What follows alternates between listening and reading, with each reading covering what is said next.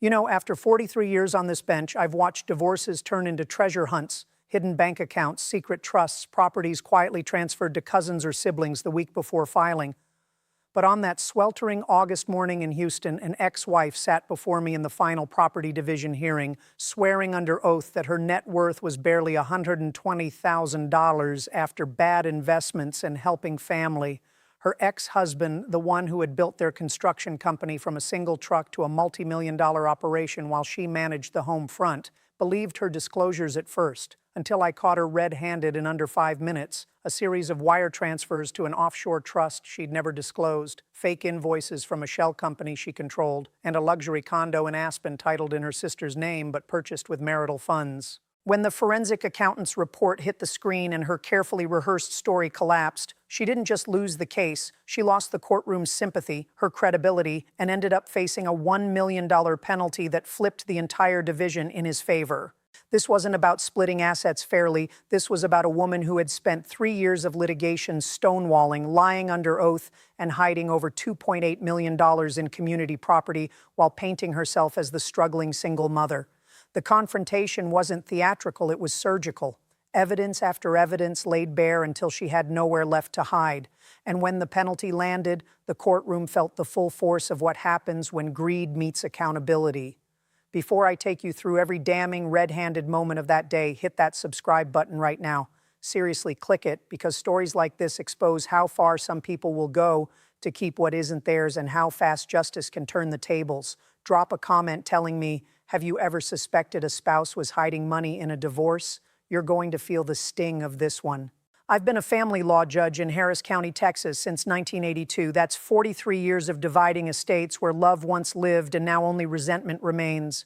Every morning I arrive at 6:50, pour my coffee, strong, black, the way my first husband drank it before he passed, and review the financials knowing one lie can change everything. My clerk, Javier, who's been with me for 24 years, can spot a fabricated disclosure from a mile away. That August morning, he handed me the final hearing packet and said under his breath, "Judge, husband's forensic accountant found a lot. Wife's numbers don't add up. She's still claiming poverty." The file was a masterpiece of deception on her side. Petitioner, Carlos Rivera, 49, founder of Rivera Construction. Respondent, Vanessa Rivera, 47, former office manager turned homemaker. Marriage, 24 years. 3 children, adult and minors. Community estate estimated by Carlos at $4.2 million. Vanessa claimed $380,000 total. She listed no real estate beyond the marital home, no investments beyond a depleted 401k, no cash reserves. Carlos alleged concealment, offshore accounts, shell companies, luxury purchases funneled through family members. He asked for 70-30 division in his favor due to economic fault, plus sanctions. The courtroom was packed. Carlos's business partners, Vanessa's sister, co-conspirator in the eyes of the evidence, both sets of attorneys, the court-appointed forensic accountant, and the 3 children in the gallery looking exhausted.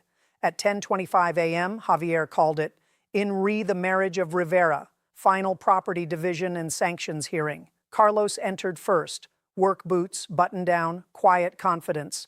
Vanessa came next, designer suit, manicured nails, poised smile that didn't reach her eyes. I began with the sworn affidavits. "Mrs. Rivera, you've attested your separate and community assets total under $400,000. Is that still accurate?" Vanessa nodded smoothly. "Yes, Your Honor. The business downturn hit us hard. I've been living off savings. I have nothing left." Carlos's attorney stood. "Your Honor, we have new evidence from the forensic report. Subpoenaed bank records, wire transfers, property deeds. May we publish?" I nodded. The screen lit up. First exhibit, Vanessa's personal checking account. Transfers of $180,000 to a Cayman Islands trust account in her maiden name over 18 months. Second, fake invoices from Rivera Consulting LLC, a shell company she formed, routing $420,000 in marital business funds to her sister's account, then back to Vanessa in loans. Third, deed to a $1.1 million Aspen condo, titled in sister's name, purchased 6 months before separation with a wire from the marital construction account.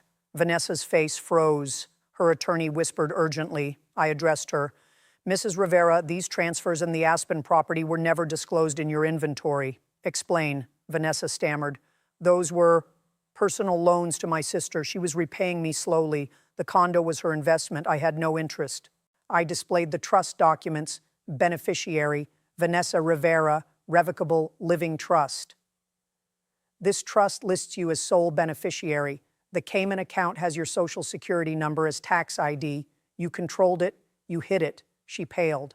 I was protecting assets. He was going to take everything. I continued. Protecting assets by lying under oath is perjury and fraud on the court. You swore your disclosures were complete. They weren't. The forensic accountant testified next. Traced $2.8 million in undisclosed community funds, crypto wallets, stock accounts, cash buried in sister's name. Total concealed $2.8 million. The courtroom was dead silent. Vanessa's sister in the gallery looked like she wanted to vanish. I turned back to Vanessa. Mrs. Rivera, in the last 5 minutes we've seen undisclosed offshore trust, fraudulent invoices, concealed real property purchased with marital funds, and perjured financial affidavits. Do you wish to amend your sworn statements now? Vanessa's voice cracked. I made mistakes. I was scared. I thought if I hid it, I'd have something for the kids. Carlos spoke, calm, hurt. The kids? You hid money from them too. You let me pay their college while you sat on millions. You lied to my face for years. Vanessa started crying. I'm sorry. I didn't know how to stop. I ruled. Voice steady, furious beneath the calm. The court finds respondent committed economic misconduct, fraud on the court, perjury, and fraudulent conveyance. The concealed assets, $2.8 million, are declared community property. Division 7525 in favor of petitioner to offset misconduct. Respondent's share reduced accordingly. The Aspen condo is ordered sold, proceeds divided per the 75-25 ratio after reimbursement to community estate. Offshore trust dissolved, funds repatriated and divided.